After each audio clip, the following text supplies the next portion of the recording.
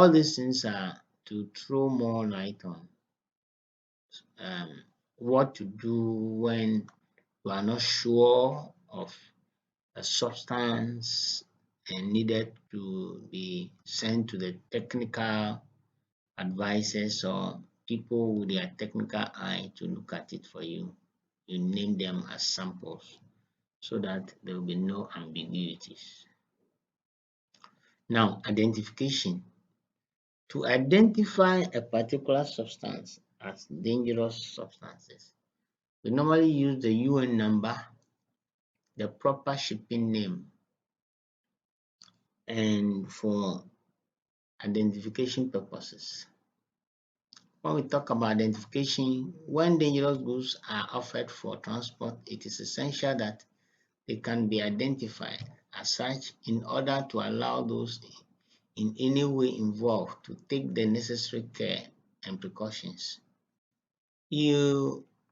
When you are about to ship a dangerous substance, and as a shipper, you are not able to identify the substance properly, then that is the beginning of problem. Because at the end of the day, those who will come into contact with the substance may not know for sure what exactly it is. That's why we say the shipper is the key. So the shipper would have to identify using the proper shipping name, the class to which it belongs, the UN number, which is the 4-digit letter, which would be assigned to it.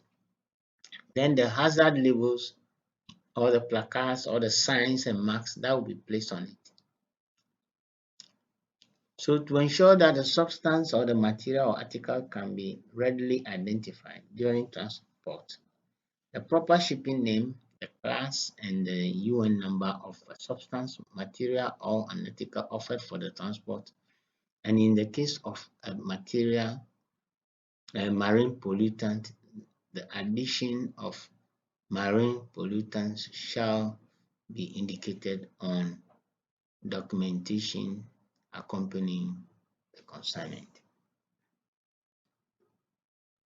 For the same reason, packages, intermediate bulk containers, and if applicable, cargo transport units containing the goods, containers, freight vehicles, portable tanks, container, and tank vehicle shall be durably marked or affixed with the relevant proper shipping name, UN number, hazard labels, or placards, signs, and marks. This ready identification is particularly important in the case of an incident involving these tools or order to determine what emergency procedures are necessary to deal properly with it. Now, if you have a substance which is gaseous in nature or that which is a biological item but is dangerous, like a virus, it needed to be properly identified so that if there is an accident, one will know, or a pathogenic or toxic substance, so that one will know the sort of attention to put to it. For instance, in the event of any accident, if there is fire outbreak, once it is known that there is a dangerous substance on board the vehicle or the means of carriage,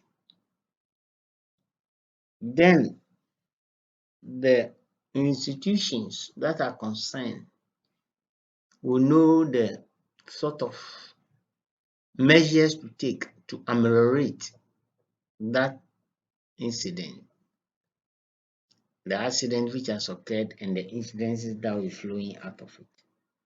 So it is always good that these substances are properly identified. Otherwise, we'll be in a a state where we don't know what exactly is the accident causing agent as far as the substance in there is concerned. There's also the proper shipping name of dangerous goods. This vary greatly because there are so many different synonyms, initials, and abbreviations used for the same substance, material, or articles throughout the world. To prevent confusion, the UN has recommended the use of only one name, which is called the proper shipping name. So the proper shipping name, as recommended by the UN, is implemented in international conventions governing different modes of transport. As an example, Annex 2 shows the detailed regulation and explanation about proper shipping name in sea transport as contained in the MDG. The UN number.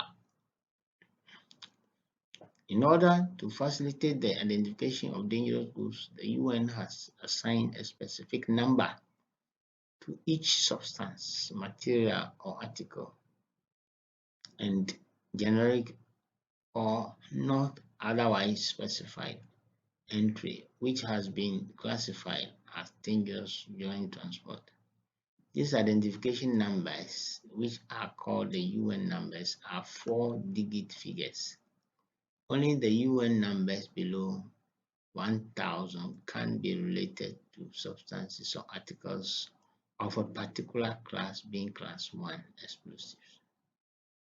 International conventions governing different modes of transport have adopted the UN number into other specific indexes for dangerous cargo.